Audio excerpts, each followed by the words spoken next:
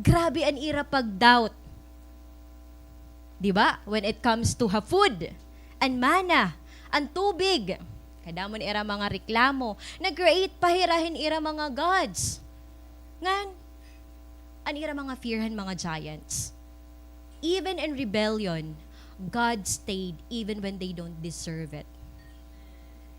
Grabe He Lord, ano? Grabe He Lord.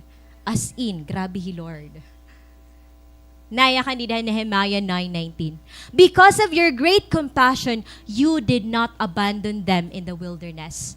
By day, the pillar of cloud did not fail to guide them on their path, nor the pillar of fire by night to shine on the way they were to take. After all the rebellions, after all the sins that they have committed,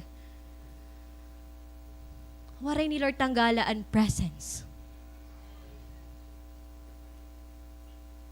After all the doubts, after all the sins, waray tanggalan ni Lord ang presence.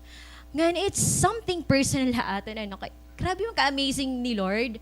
Nga maski kasalanan kita, grabe na an aton mga ginihimo kan Lord, nga diri na pleasing nga dahaiya. Pero hey Lord, diri talaga niya gintatanggal ang presensya. Ano labay? Amen.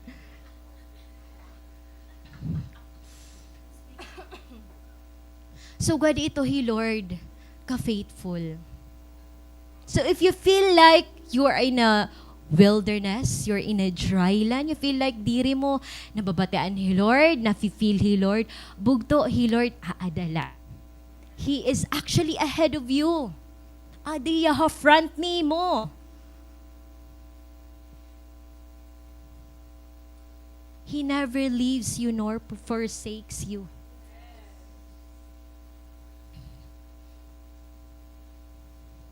Diri mo lahiya nababatian, kay diri ka na dao pa iya.